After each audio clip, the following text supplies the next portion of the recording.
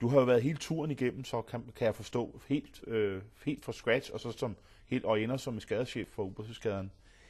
Som chef på en ubåd, man er jo, som vi selv snakker om, meget alene. Hvor meget føling har man med sin besætning, og hvad der foregår i båden, når man er chef? Man har, efter min opfattelse, nu har jeg jo også prøvet at være chef for andre skibe, hvor jeg i øvrigt, som i lidt en anden målestok, har sådan kopieret en lille smule af, hvordan jeg gjorde som ubådschef.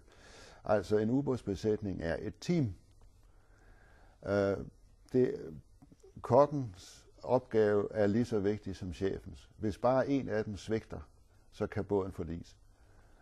Og det gør, at der er et sammenhold i besætningen. Og jeg vil godt sige som chef, jeg synes man, og det gør man under en patrulje, kommer man virkelig til at kende folk godt. Deres styrker og svagheder og så videre. Vi havde jo også så patruljeaviser, hvor der også var frit slag med at give chefen øgenavn og sådan noget. Og der var i det hele taget, synes jeg, en forbilledlig holdstemning. Hvor meget dyrker man som chef, og også som eskadrechef senere måske, hvor meget dyrker man den her ubådsånd? Er det noget, man tænker på? Ja, det synes jeg. Hvordan gør man det?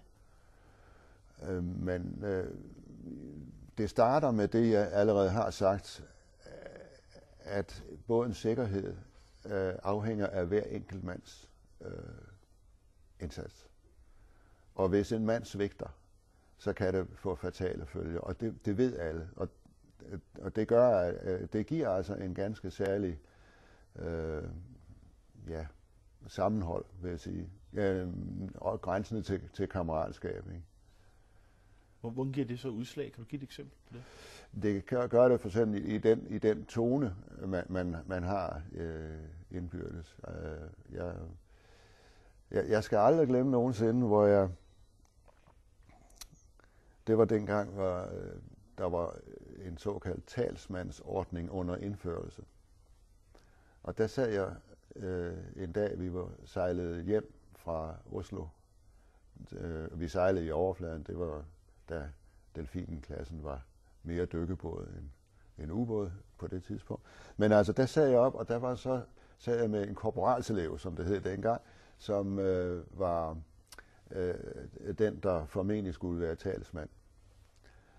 Nu var jeg jo opdraget til, siden jeg har været officer, at chefen har ansvar for besætningen. Det er hans ansvar. Og så siger den her mand til mig, hvorfor skal jeg være talsmand? Altså, vi har jo chefen til at tage sig af. Og det må jeg sige, sådan følte jeg det selv, at det var det allervæsentligste. Man skulle saftsusende passe på sine folk og tage sig af dem.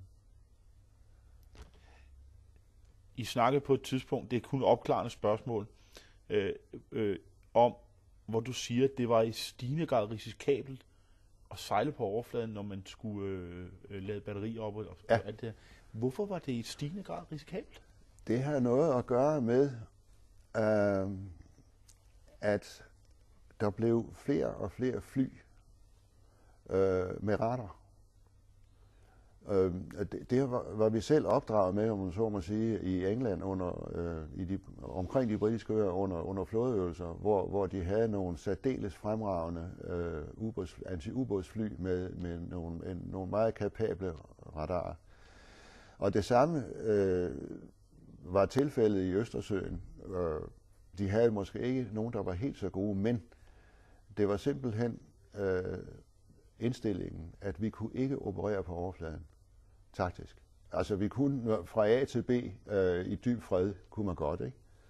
Men så snart der var et eller andet en truende situation, jamen så måtte man ned under vandet hele tiden. Hvordan holder man styr på sådan en ubådsbesætning, der kommer i havn efter 3 uger på havet? Ja, nær sagt, det gør man ikke. Men det er nok ikke helt rigtigt. Men altså, jeg vil sige, at alle fra yngste mand og til chefen har altså brug for at slå lidt til søren efter sådan en tur.